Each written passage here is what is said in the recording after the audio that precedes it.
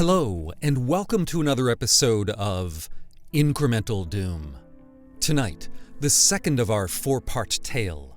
Previously, the wretch Ebenezer received a warning from the ghost of narrow-minded Marley, long dead, but forced in the afterlife to walk the earth forlorn. Unless Ebenezer also changes his ways, he too will be bound to misery and sorrow forever. But Marley considered his dire lesson incomplete without further instruction from other ministers.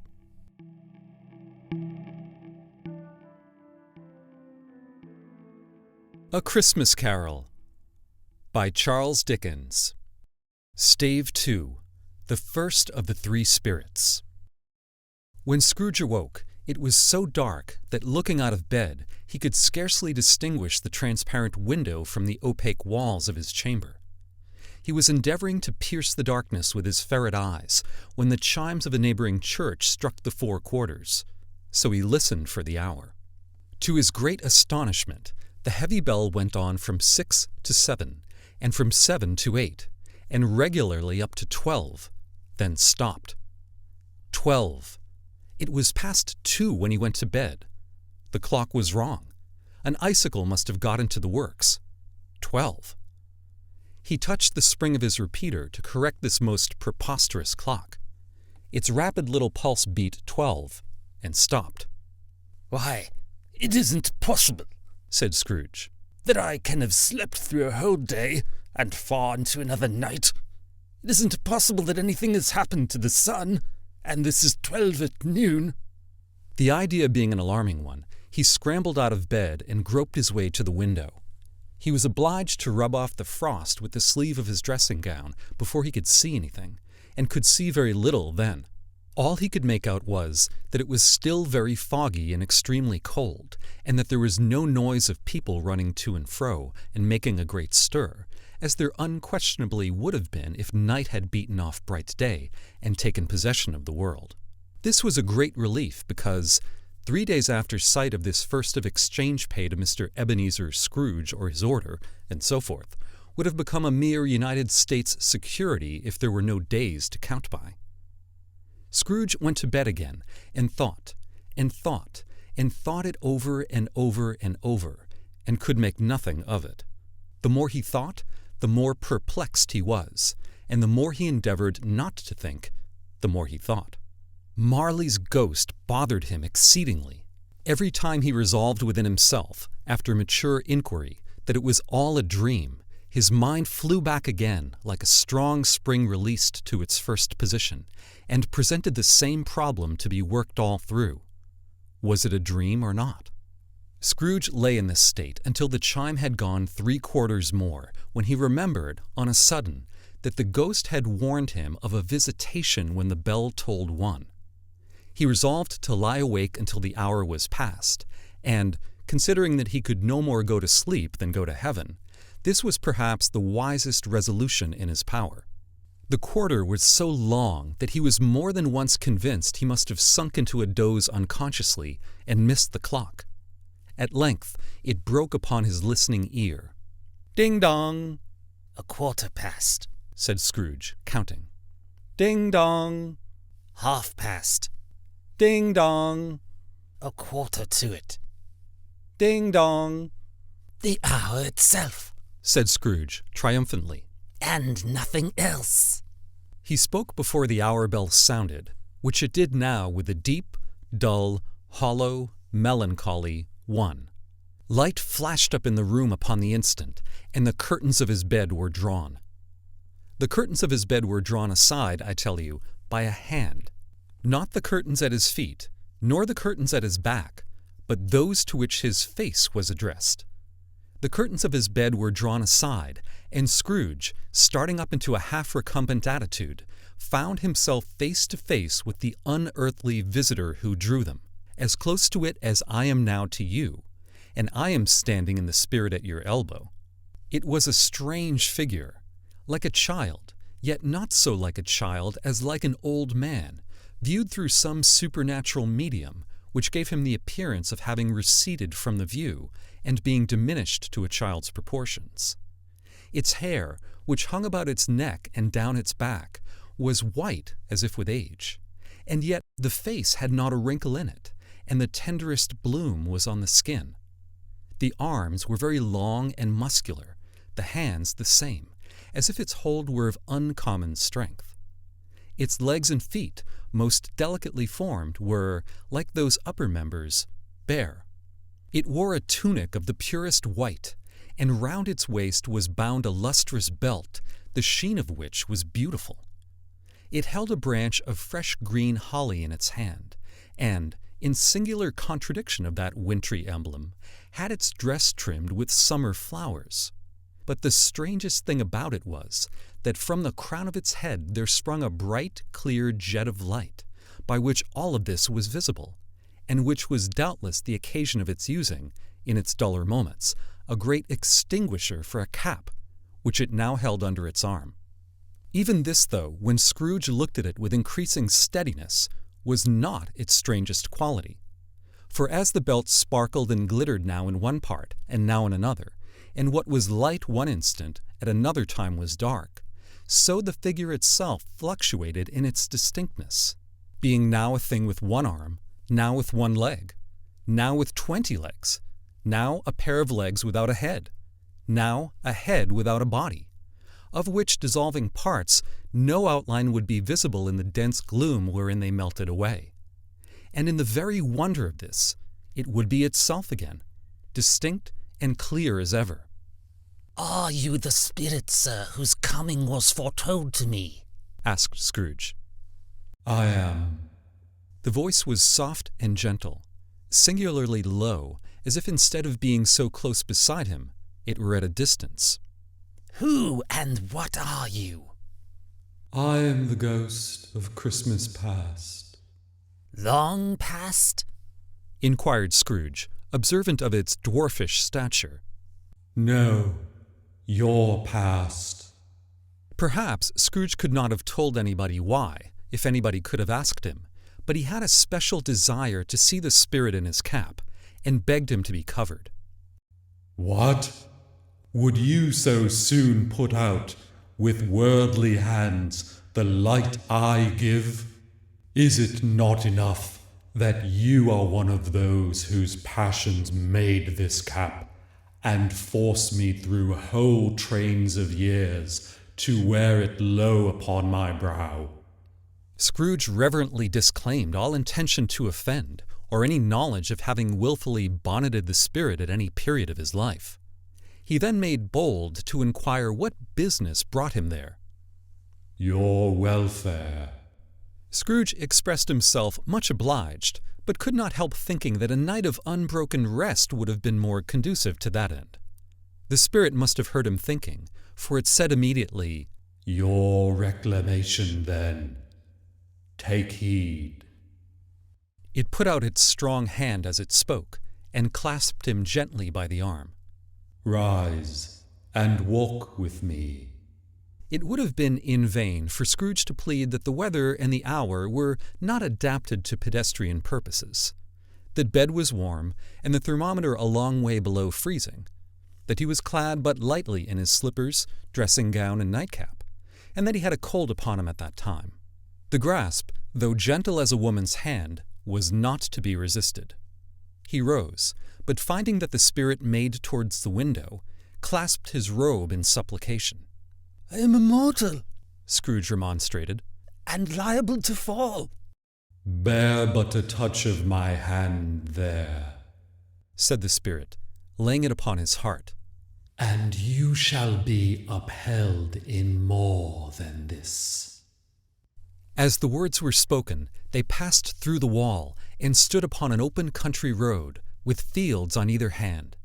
The city had entirely vanished. Not a vestige of it was to be seen. The darkness and the mist had vanished with it, for it was a clear, cold, winter day, with snow upon the ground. "Good heaven," said Scrooge, clasping his hands together as he looked about him. "I was bred in this place. I was a boy here." The spirit gazed upon him mildly. Its gentle touch, though it had been light and instantaneous, appeared still present to the old man's sense of feeling. He was conscious of 1,000 odors floating in the air, each one connected with 1,000 thoughts and hopes and joys and cares long, long forgotten. Your lip is trembling, and what is that upon your cheek?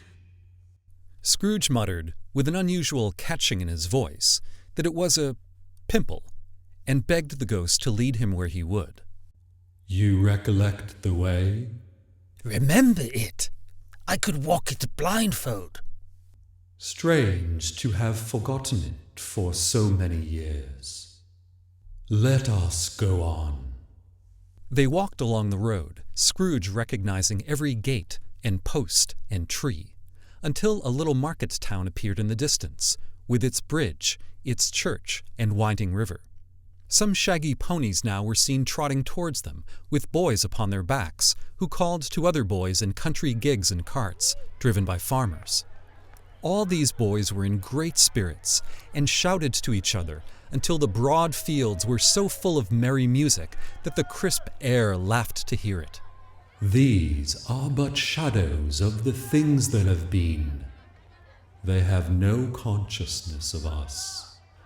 The jocund travelers came on, and as they came, Scrooge knew and named them, every one. Why was he rejoiced beyond all bounds to see them? Why did his cold eye glisten, and his heart leap up as they went past? Why was he filled with gladness when he heard them give each other Merry Christmas as they parted at crossroads and byways for their several homes? What was Merry Christmas to Scrooge? Out upon Merry Christmas! What good had it ever done to him? The school is not quite deserted.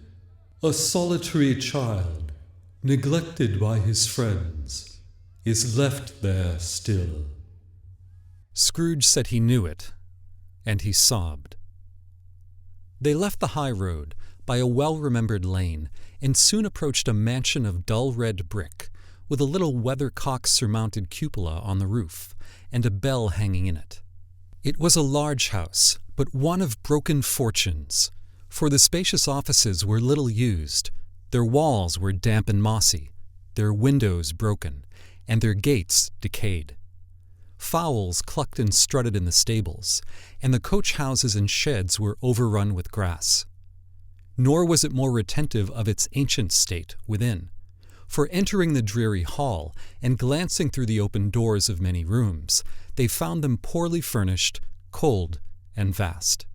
There was an earthy savor in the air, a chilly bareness in the place, which associated itself somehow with too much getting up by candlelight and not too much to eat. They went, the ghost and Scrooge, across the hall to a door at the back of the house. It opened before them and disclosed a long, bare, melancholy room, made barer still by lines of plain deal forms and desks. At one of these, a lonely boy was reading near a feeble fire, and Scrooge sat down upon a form and wept to see his poor forgotten self as he used to be. Not a latent echo in the house, not a squeak and scuffle from the mice behind the paneling, not a drip from the half-thawed water-spout in the dull yard behind, not a sigh among the leafless boughs of one despondent poplar, not the idle swinging of an empty storehouse door, no, not a clicking in the fire, but fell upon the heart of Scrooge with a softening influence, and gave a freer passage to his tears. The spirit touched him on the arm and pointed to his younger self, intent upon his reading. Suddenly a man, in foreign garments, wonderfully real and distinct to look at, stood outside the window, with an axe stuck in his belt, and leading by the bridle an ass laden with wood. "Why, it's Ali Baba!" Scrooge exclaimed in ecstasy. "It's dear old honest Ali Baba! Yes, I know. One Christmas time, when yonder solitary child was left here all alone, he did come for the first time, just like that. Poor boy. And Valentine. And his wild brother Orson. There they go. And what's his name, who was put down in his drawers asleep at the gate of Damascus. Don't you see him? and the Sultan's groom turned upside down by the genie. There he is upon his head. Serve him right, I'm glad of it. What business had he to be married to the princess? To hear Scrooge expending all the earnestness of his nature on such subjects, in a most extraordinary voice between laughing and crying, and to see his heightened and excited face, would have been a surprise to his business friends in the city indeed. There's the parrot, cried Scrooge. Green body and yellow tail, with a thing like letters growing out of the top of his head. There he is! Poor Robin Crusoe, he called him, when he came home again after sailing round the island. Poor Robin Crusoe! Where have you been, Robin Crusoe? The man thought he was dreaming, but he wasn't. It was the parrot, you know. There goes Friday, running for his life to the little creek.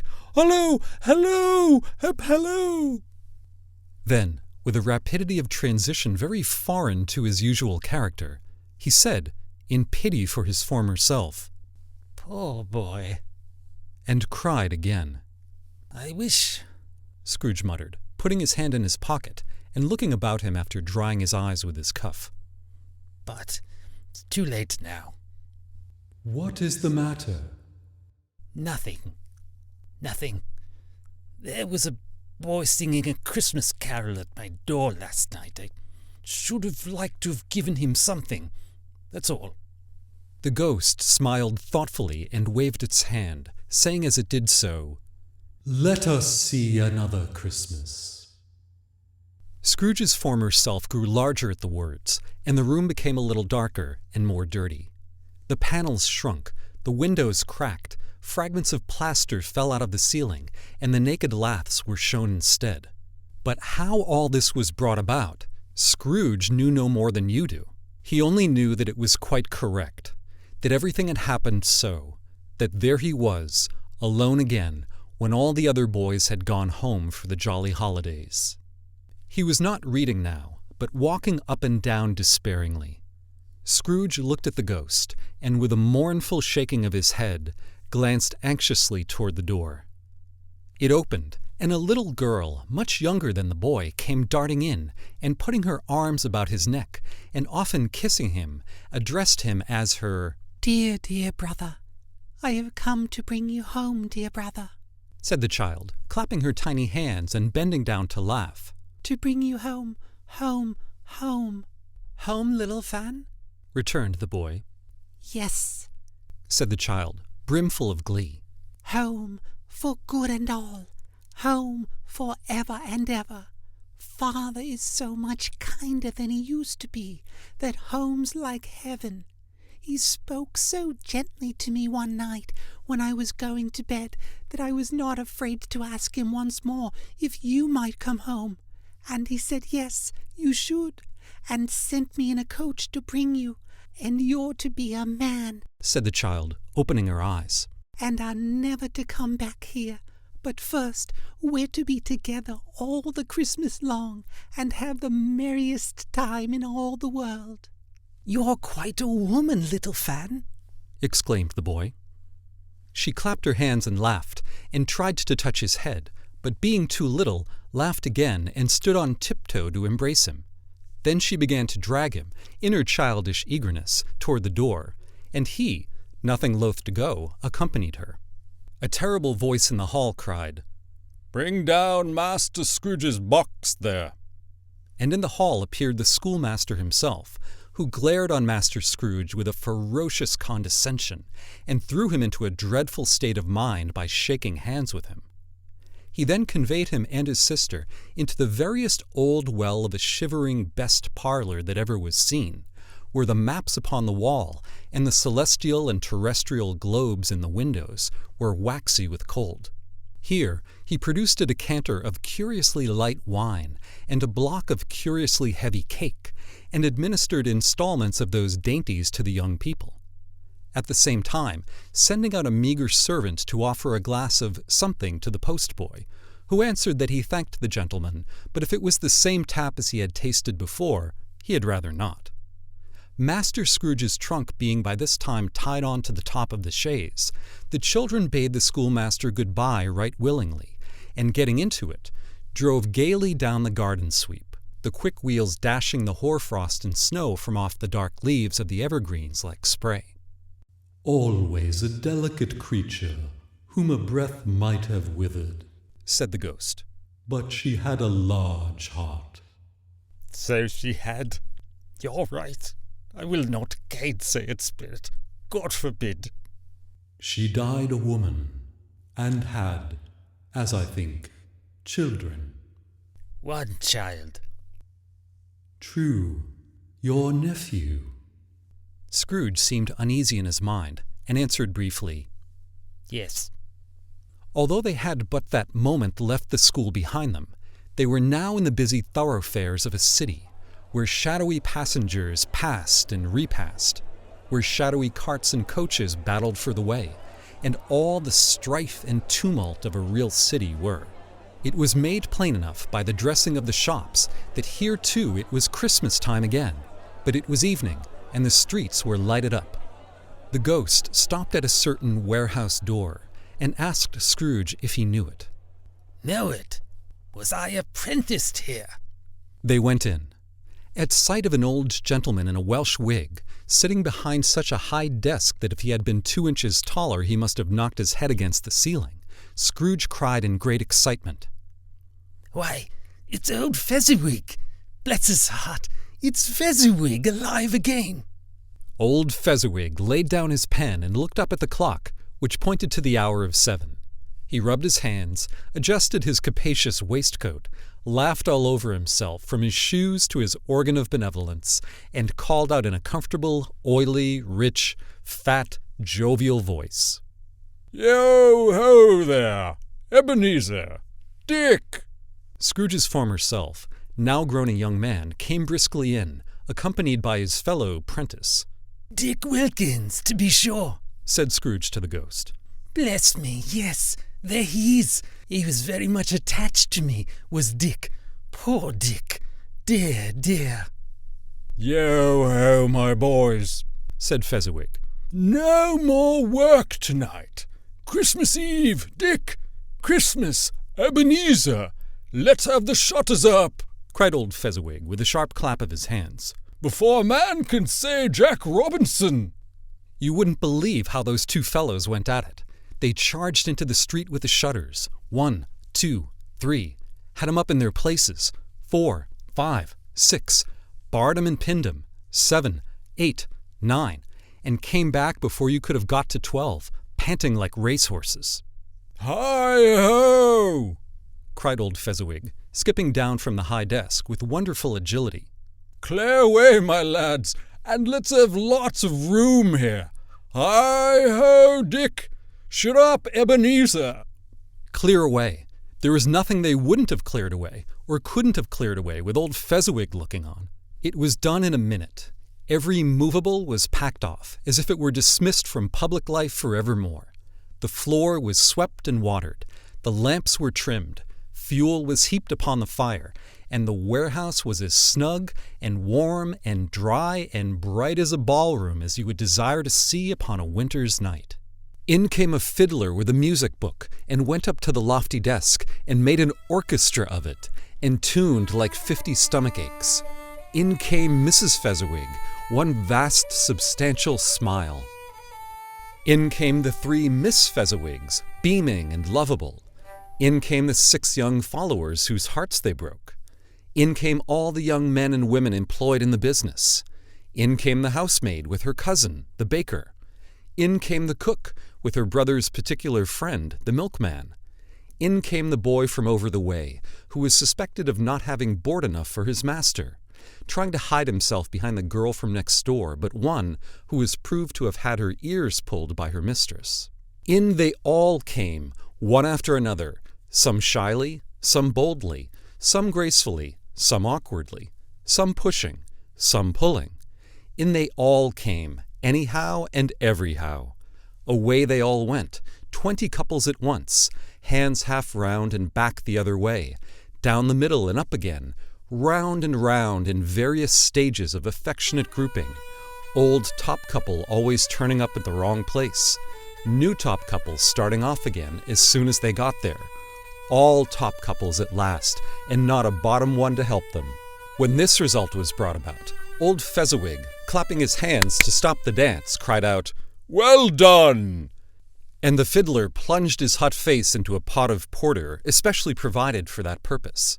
But, scorning rest, upon his reappearance he instantly began again, though there were no dancers yet, as if the other fiddler had been carried home exhausted on a shutter, and he were a brand new man resolved to beat him out of sight or perish.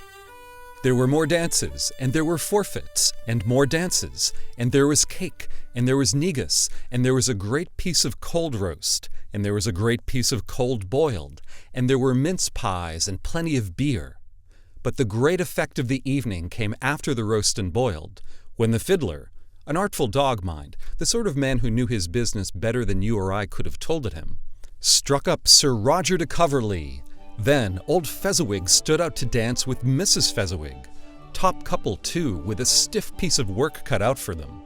3 or 4 and 20 pair of partners, people who were not to be trifled with, people who would dance and had no notion of walking.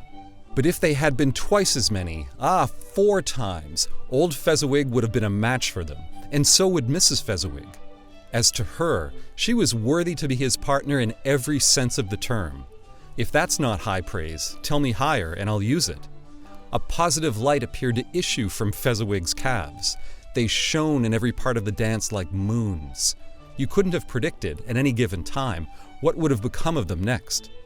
And when old Fezziwig and Mrs. Fezziwig had gone all through the dance, advance and retire, both hands to your partner, bow and curtsy, corkscrew, thread the needle and back again to your place, Fezziwig cut so deftly that he appeared to wink with his legs and came upon his feet again without a stagger. When the clock struck 11, this domestic ball broke up. Mr. and Mrs. Fezziwig took their stations, one on either side of the door, and shaking hands with every person individually as he or she went out, wished him or her a Merry Christmas. When everybody had retired but the 2 apprentices, they did the same to them, and thus the cheerful voices died away, and the lads were left to their beds, which were under a counter in the back shop. During the whole of this time, Scrooge had acted like a man out of his wits. His heart and soul were in the scene, and with his former self. He corroborated everything, remembered everything, enjoyed everything, and underwent the strangest agitation.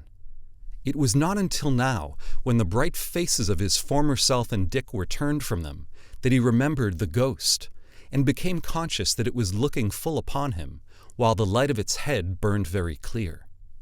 "A small matter," said the ghost, "to make these silly folks full of gratitude." Small, echoed Scrooge. The spirit signed to him to listen to the 2 apprentices, who were pouring out their hearts in praise of Fezziwig, and when he had done so, said, "Why, is it not? He has spent but a few pounds of your mortal money, 3 or 4, perhaps. Is that so much that he deserves this praise?" "It isn't that," said Scrooge, heated by the remark, and speaking unconsciously like his former, not his latter, self. "It isn't that, Spirit. He has the power to render us happy or unhappy, to make our service light or burdensome, a pleasure or a toil. Say that his power lies in words and looks, in things so slight and insignificant that it is impossible to add and count them up. What then? The happiness he gives is quite as great as if it cost a fortune." He felt the spirit's glance and stopped. "What is the matter?" "Nothing particular." "Something, I think." No. I should like to be able to say a word or two to my clerk just now. That's all." His former self turned down the lamps as he gave utterance to the wish, and Scrooge and the ghost again stood side by side in the open air. "My time grows short. Quick." This was not addressed to Scrooge, or to anyone whom he could see, but it produced an immediate effect. For again Scrooge saw himself. He was older now, a man in the prime of his life. His face had not the harsh and rigid lines of later years, but it had begun to wear the signs of care and avarice. There was an eager, greedy, restless motion in the eye, which showed the passion that had taken root, and where the shadow of the growing tree would fall. He was not alone, but sat by the side of a fair young girl in a mourning dress, in whose eyes there were tears, which sparkled in the light that shone out of the ghost of Christmas past. "It matters little," she said softly. "To you, very little. Another idol has displaced me, and if it can cheer and comfort you in time to come, as I would have tried to do, I have no just cause to grieve." "What idol has displaced you?" he rejoined. "A golden one." "This is the even-handed dealing of the world," he said. "There's nothing on which it is so hard as poverty, and there's nothing it professes to condemn with such severity as the pursuit of wealth." "You fear the world too much," she answered gently. "All your other hopes have merged into the hope of being beyond the chance of its sordid reproach. I have seen your nobler aspirations fall off one by one until the master passion, gain, engrosses you. Have I not?" "What then?" he retorted. "Even if I have grown so much wiser, what then? I am not changed towards you." She shook her head. "Am I?" "Our contract is an old one. It was made when we were both poor and content to be so, until, in good season, we could improve our worldly fortune by our patient industry. You are changed. When it was made, you were another man." "I was a boy." "Your own feeling tells you that you were not what you are. I am. That which promised happiness when we were one in heart is fraught with misery now that we are two. How often and how keenly I have thought of this, I will not say. It is enough that I have thought of it, and can release you." "Have I ever sought release?" "In words? No, never." "In what, then?" "In a changed nature, in an altered spirit, in another atmosphere of life, another hope as its great end. In everything that made my love of any worth or value in your sight. If this had never been between us," said the girl, looking mildly but with steadiness upon him, "tell me, would you seek me out and try to win me now?" "Ah, no." He seemed to yield to the justice of this supposition, in spite of himself. But he said with a struggle, "You think not?" "I would gladly think otherwise if I could. Heaven knows, when I have learned a truth like this, I know how strong and irresistible it must be. But if you were free today, tomorrow, yesterday, can even I believe you would choose a dowerless girl? You, who in your very confidence with her weigh everything by gain. Or, choosing her, if for a moment you were false enough to your one guiding principle to do so, do I not know that your repentance and regret would surely follow? I do, and I release you, with a full heart, for the love of him you once were." He was about to speak, but with her head turned from him, she resumed. "You may, the memory of what is past half makes me hope you will, have pain in this. A very, very brief time, and you will dismiss the recollection of it, gladly, as an unprofitable dream, from which it happened well that you awoke. May you be happy in the life you have chosen." She left him, and they parted. "Spirit," said Scrooge, "show me no more. Conduct me home.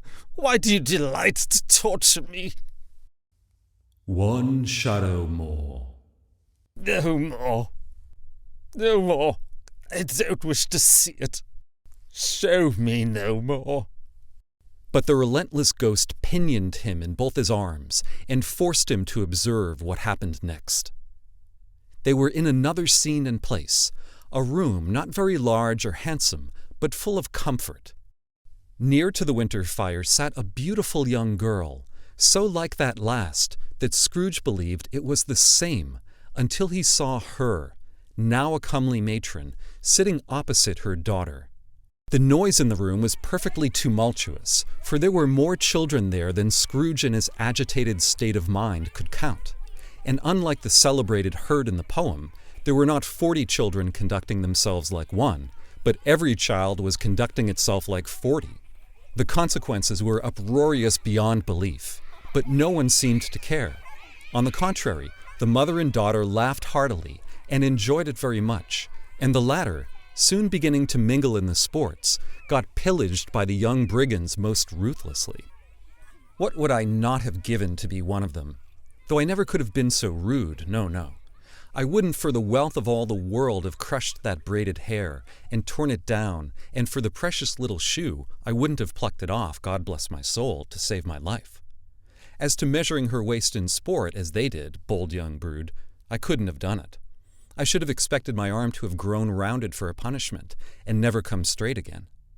And yet I should have dearly liked, I own, to have touched her lips, to have questioned her that she might have opened them, to have looked upon the lashes of her downcast eyes, and never raised a blush, to have let loose waves of hair, an inch of which would be a keepsake beyond price. In short, I should have liked, I do confess, to have had the lightest license of a child, and yet to have been man enough to know its value. But now a knocking at the door was heard, and such a rush immediately ensued that she with laughing face and plundered dress was borne towards it the center of a flushed and boisterous group, just in time to greet the father, who came home attended by a man laden with Christmas toys and presents. Then the shouting and the struggling, and the onslaught that was made on the defenseless porter, the scaling him with chairs for ladders to dive into his pockets, despoil him of brown paper parcels, hold on tight by his cravat, hug him round his neck, pommel his back, and kick his legs in irrepressible affection. The shouts of wonder and delight with which the development of every package was received. The terrible announcement that the baby had been taken in the act of pulling a doll's frying pan into its mouth, and was more than suspected of having swallowed a fictitious turkey glued on a wooden platter. The immense relief of finding this a false alarm. The joy and gratitude and ecstasy, they are all indescribable alike. It is enough that by degrees the children and their emotions got out of the parlor, and by one stair at a time up to the top of the house, where they went to bed and so subsided. And now Scrooge looked on more attentively than ever, when the master of the house, having his daughter leaning fondly on him, sat down with her and her mother at his own fireside. And when he thought that such another creature, quite as graceful and as full of promise, might have called him father, and been a springtime in the haggard winter of his life, his sight grew very dim indeed.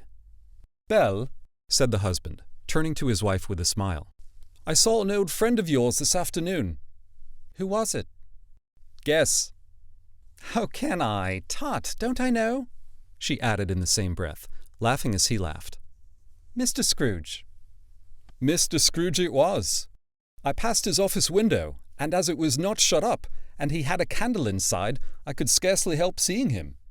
His partner lies upon the point of death, I hear. And there he sat, alone. Quite alone in the world, I do believe." "Spirit, remove me from this place." I told you these were shadows of the things that have been, that they are what they are. Do not blame me. "Remove me. I cannot bear it." He turned upon the ghost, and seeing that it looked upon him with a face, in which in some strange way there were fragments of all the faces it had shown him, wrestled with it. "Leave me. Take me back. Haunt me no longer." In the struggle, if that can be called a struggle in which the ghost, with no visible resistance on its own part, was undisturbed by any effort of its adversary, Scrooge observed that its light was burning high and bright, and, dimly connecting that with its influence over him, he seized the extinguisher cap, and by a sudden action pressed it down upon its head. The spirit dropped beneath it, so that the extinguisher covered its whole form. But though Scrooge pressed it down with all his force, he could not hide the light, which streamed from under it in an unbroken flood upon the ground. He was conscious of being exhausted and overcome by an irresistible drowsiness, and further, of being in his own bedroom. He gave the cap a parting squeeze, in which his hand relaxed, and had barely time to reel to bed before he sank into a heavy sleep.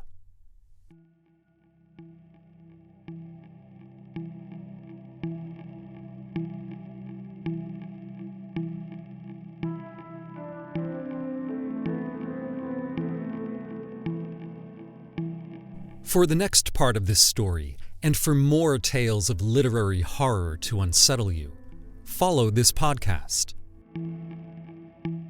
Incremental Doom. Exponential Entertainment. I'm Edgar.